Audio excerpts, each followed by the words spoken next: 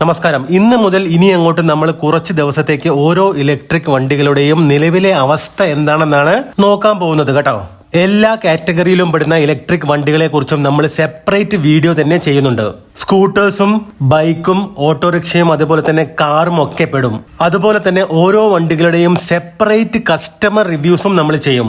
അതായത് ഒരു വീഡിയോയിൽ തന്നെ ഒരേ വണ്ടിയുടെ ഒന്നിൽ കൂടുതൽ കസ്റ്റമേഴ്സിന്റെ നിലവിലെ അഭിപ്രായം, ഏകദേശം ഒരു 10 പേരുടെ അഭിപ്രായമെങ്കിലും നമുക്ക് ഒരു വീഡിയോയിൽ ഉൾക്കൊള്ളിക്കാം. ഏത് വണ്ടി എടുക്കണമെന്ന് കൺഫ്യൂഷൻ ഉള്ളവർക്കും വണ്ടി വാങ്ങിക്കാൻ ആഗ്രഹിക്കുന്നവർക്കും ഇത്തരത്തിലുള്ള വീഡിയോകൾ ഉപകാരപ്പെടുമെന്ന് തന്നെയാണ് വിശ്വസിക്കുന്നത്. ഇന്ന് നമ്മൾ സംസാരിക്കാൻ പോകുന്നത് ബജാജ് ചേതക്കിനെ കുറിച്ചാണ് കേട്ടോ. അതിനുശേഷം അധികം വൈകാതെ തന്നെ മറ്റൊരു വീഡിയോയിൽ ബജാജ് ചേതക്കിന്റെ ഏകദേശം നമ്മൾ നേരത്തെ പറഞ്ഞ പോലെ 10ഓളം കസ്റ്റമേഴ്സിന്റെ അഭിപ്രായം ചോദിച്ചുകൊണ്ട് മറ്റൊരു വീഡിയോയും ചെയ്യും. ഈ 2 വീഡിയോകളും കണ്ടു കഴിയുമ്പോൾ ബജാജ് ചേതക് എടുക്കണോ വേണ്ടയോ എന്ന് നിങ്ങൾക്ക് വളരെ എളുപ്പത്തിൽ തീരുമാനിക്കാൻ സാധിക്കുമെന്ന് തന്നെയാണ് വിശ്വസിക്കുന്നത്. അതേപോലെ പലരും എന്നെ അല്ലെങ്കിൽ ഈ ചാനലിനെ കുറ്റം പറയാറുണ്ട്. അത് ഒരു കാര്യത്തിന്റെ പേരിലാണ്. അതായത് ഒരേ വണ്ടിയെ കുറിച്ചുള്ള ഈ ചാനലിൽ പറയുന്ന അഭിപ്രായങ്ങൾ മാറിക്കൊണ്ടിരിക്കുമെന്നും അതേപോലെ പറയുന്ന അഭിപ്രായങ്ങൾ സ്ഥിരതയില്ലെന്നും ഇന്ന് നല്ലത് പറഞ്ഞ വണ്ടിയെ നാളെ മോശമായി ചിത്രീകരിക്കുമെന്നും അതുപോലെ തന്നെ നേരെ തിരിച്ചുമെന്നൊക്കെയാണ് പലരും പറയാറുള്ളത്, കുറ്റപ്പെടുത്താറുള്ളത്. അത് നിങ്ങൾ പറഞ്ഞത് ശരിയാണ്. ഞാൻ അഭിപ്രായങ്ങൾ മാറ്റി പറയാറുണ്ട്. അത് ഇനിയും പറയും. അത് ഏത് കമ്പനി ആണെങ്കിലും ശരി. അതിന്റെ പ്രധാന കാരണം ഞാൻ വണ്ടികൾ റിവ്യൂ ചെയ്യാൻ ഒരു കമ്പനിയിൽ നിന്നും 1 രൂപ പോലും വാങ്ങിക്കാത്തത് കൊണ്ടാണ്. കാശ് വാങ്ങിയാൽ പിന്നെ ആ കമ്പനിയെ പുകഴ്ത്താനും അവരെ കുറിച്ച് നല്ലത് മാത്രമേ നമുക്ക് പറയാൻ സാധിക്കുകയുള്ളൂ. അതിന് മാത്രമേ നമുക്ക് നേരം ഉണ്ടാവുകയുള്ളൂ. അല്ലെങ്കിൽ അതിന് മാത്രമേ നമുക്ക് അനുവാദമുള്ളൂ. കമ്പനി പറയുന്ന പോലെ ഒരു അടിമയെ പോലെ നമ്മൾ അവർക്ക് വേണ്ടി പണിയെടുത്ത് കൊടുക്കേണ്ടി വരും. അത്തരത്തിൽ വീഡിയോ ചെയ്യുന്ന യൂട്യൂബർമാരെ നിങ്ങൾ കണ്ടിട്ടുണ്ടാവാം. അതായത് വണ്ടിയെ കുറിച്ച് നല്ലത് മാത്രം എന്നും പറയുന്ന യൂട്യൂബർമാർ. അവർക്കൊന്നും അഭിപ്രായത്തിൽ ഒരിക്കലും ഒരു മാറ്റവും ഉണ്ടാവില്ല. അവർക്ക് മാറാൻ സാധിക്കില്ല. പക്ഷെ എന്നെ അതിൽ നിങ്ങൾ പെടുത്തരുത്. ബജാജ് ചേതക്കിന്റെ 2020-2021 സമയത്തിൽ ഇറങ്ങിയ ആദ്യ മോഡൽ ഇലക്ട്രിക് സ്കൂട്ടറുകൾ ഉപയോഗിക്കുന്ന പല കസ്റ്റമേഴ്സിനെയും എനിക്കറിയാം. അവർക്കൊന്നും ഇപ്പോഴും ഒരു കംപ്ലൈൻസും ഇല്ല. അവരെല്ലാം ഹാപ്പിയാണ്. ആ സമയങ്ങളിൽ ഞാൻ ബജാജ് ചേതക് മറ്റുള്ളവർക്ക് റെക്കമെൻഡ് ചെയ്യാറുണ്ടായിരുന്നു.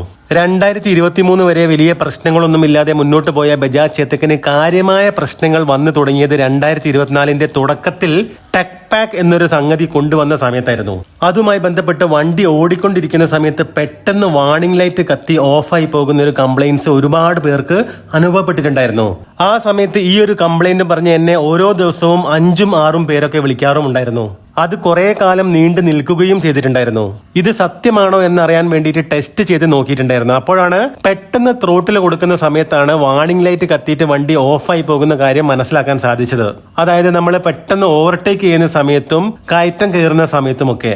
ആ സമയത്ത് ഞാൻ ബജാജ് ചേതക് കമ്പനിക്കും ഏജൻസിക്കും എതിരെ വീഡിയോ ചെയ്യുകയും ഈ പ്രശ്നം പരിഹരിക്കുന്നത് വരെ ആരും ഈ വണ്ടി വാങ്ങിക്കരുതെന്ന് വീഡിയോയിൽ പറയുകയും ചെയ്തിരുന്നു. തീർച്ചയായിട്ടും പിന്നീട് ഞാൻ ഈ വണ്ടി ആർക്കും റെക്കമെൻഡ് ചെയ്യാതായി. കാലക്രമേണ ഈ കംപ്ലൈന്റ് പറഞ്ഞ് എന്നെ വിളിക്കുന്നവരുടെ എണ്ണം കുറഞ്ഞു വരാൻ തുടങ്ങി. സത്യം പറയുകയാണെങ്കിൽ നിലവിൽ ഈ ഒരു കംപ്ലൈന്റ് പറഞ്ഞിട്ട് കുറേ കാലമായിട്ട് ആരും എന്നെ വിളിക്കാറില്ല. എന്റെ പരിചയത്തിലുള്ള കുറച്ച് ബജാജ് ചേതക് കസ്റ്റമേഴ്സിനെ വിളിച്ച് കാര്യം അന്വേഷിച്ചപ്പോഴാണ് ഈ ഒരു കംപ്ലൈന്റ് MCUവിന്റെ പ്രശ്നമായിരുന്നുവെന്നും ഏജൻസിയിൽ നിന്നും കസ്റ്റമേഴ്സിന് എല്ലാവർക്കും അത് മാറ്റിക്കൊടുത്ത് പ്രശ്നം തൽക്കാലം പരിഹരിച്ചിട്ടുണ്ടെന്നാണ് അവർ പറഞ്ഞത്. ഇതെല്ലാം 2024 അവസാന മാസങ്ങളിൽ നടന്ന കാര്യമാണ് പറയുന്നത് കേട്ടോ. അതിനുശേഷം 2025 35 സീരീസിൽ വരുന്ന പുതിയ വേരിയന്റുകൾ ബജാജ് ചേതക് ഇറക്കിയിരുന്നു. ഏതൊരു കമ്പനിയാണെങ്കിലും പുതിയ വേരിയന്റ് വണ്ടികൾ ഇറക്കുമ്പോൾ തീർച്ചയായും പഴയ വേരിയന്റ് വണ്ടികളിലെ പ്രശ്നങ്ങൾ പരിഹരിച്ചിട്ടുണ്ടാവും അല്ലെ? എന്തായാലും 2025 പ്രൊഡക്ഷൻ മോഡലുകൾക്ക്, അതായത് 35 സീരീസിൽ വരുന്ന 3501, 02, 03 വണ്ടികൾക്ക് എന്തെങ്കിലും ഒരു കംപ്ലൈന്റ് ഉണ്ടെന്നും പറഞ്ഞ് ഇതുവരെ ഒരാൾ പോലും എന്നെ വിളിച്ചിട്ടില്ല. ഈ സീരീസിൽ വരുന്ന വണ്ടിയെടുത്ത കുറച്ച് പേരോട് നേരിട്ട് സംസാരിച്ചപ്പോഴും ഇതുവരെ കുഴപ്പങ്ങളൊന്നും ആർക്കും ഉണ്ടായിട്ടില്ല എന്നാണ് അറിയാൻ സാധിച്ചത്. അതുകൊണ്ട് തന്നെ നിലവിൽ ഞാൻ റെക്കമെൻഡ് ചെയ്യുന്ന വളരെ ചുരുക്കം ചില വണ്ടികളിൽ ബജാജ് ചേതകിന്റെ 35 സീരീസ് വരുന്ന വണ്ടികളും ഉണ്ട് കേട്ടോ. അതേപോലെ പഴയ സീരീസിലുള്ള വണ്ടികൾ അപ്ഡേറ്റ് ചെയ്തിട്ടുണ്ടെന്ന് ചേതക് പറയുന്നുണ്ടെങ്കിലും അപ്ഡേറ്റ് ചെയ്തതിന് ശേഷവും ഞാൻ നേരത്തെ പറഞ്ഞ 1-2 കംപ്ലൈന്റ് കേസുകൾ റിപ്പോർട്ട് ചെയ്തിട്ടുണ്ട്.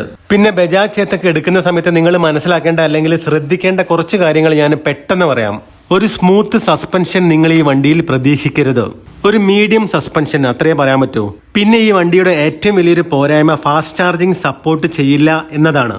വേരിയന്റുകൾ അനുസരിച്ചും നമ്മുടെ റൈഡിംഗ് സ്റ്റൈൽ അനുസരിച്ചും 80 കിലോമീറ്റർ മുതൽ 120 കിലോമീറ്റർ വരെ റേഞ്ച് നമുക്ക് ഒരു ഫുൾ ചാർജിൽ ലഭിക്കും.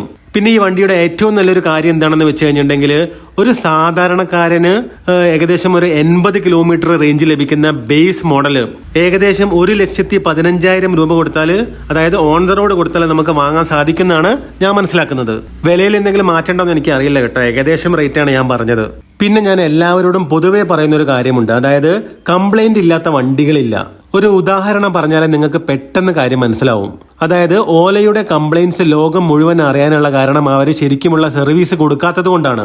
പക്ഷെ ഏത്തറിന്റെ കംപ്ലൈന്റ്സ് ആരും അറിയാത്തത് അവരത് കൃത്യമായി സർവീസ് ചെയ്ത് കൊടുക്കുന്നത് കൊണ്ടാണ്.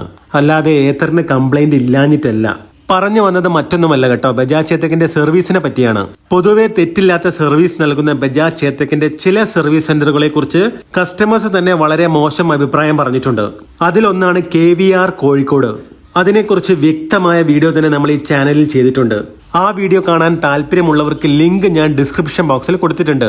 എന്തായാലും 35 സീരീസിൽ ഇറങ്ങുന്ന 2025 പ്രൊഡക്ഷൻ മോഡൽ വണ്ടികൾ ഞാൻ റെക്കമെൻഡ് ചെയ്തുകൊണ്ട് മാത്രമായില്ല കേട്ടോ, കസ്റ്റമേഴ്സിനോട് തന്നെ നമുക്ക് നേരിട്ട് ചോദിച്ചു നോക്കാം. 35 സീരീസ് കസ്റ്റമേഴ്സിനെയും അതുപോലെ തന്നെ 2024 കംപ്ലൈന്റ് ഉണ്ടായിരുന്ന മോഡൽ വണ്ടികൾ ഉപയോഗിക്കുന്ന കസ്റ്റമേഴ്സിനെയും കണ്ട് നമുക്ക് സംസാരിക്കാം. പ്രശ്നങ്ങളെല്ലാം അവസാനിച്ചോ? നിലവിൽ എന്തെങ്കിലും കംപ്ലൈന്റ്സ് ഉണ്ടോ? അതുപോലെ സർവീസിനെ കുറിച്ചുമൊക്കെ മറ്റൊരു വീഡിയോയിൽ നമുക്ക് അവരോട് ചോദിക്കാം. എന്നിട്ട് നമുക്ക് ബജാജ് ചേതക് എടുക്കണോ വേണ്ടയോ എന്നതിനെ കുറിച്ച് ധൈര്യമായിട്ട് ഒരു തീരുമാനമെടുക്കാം.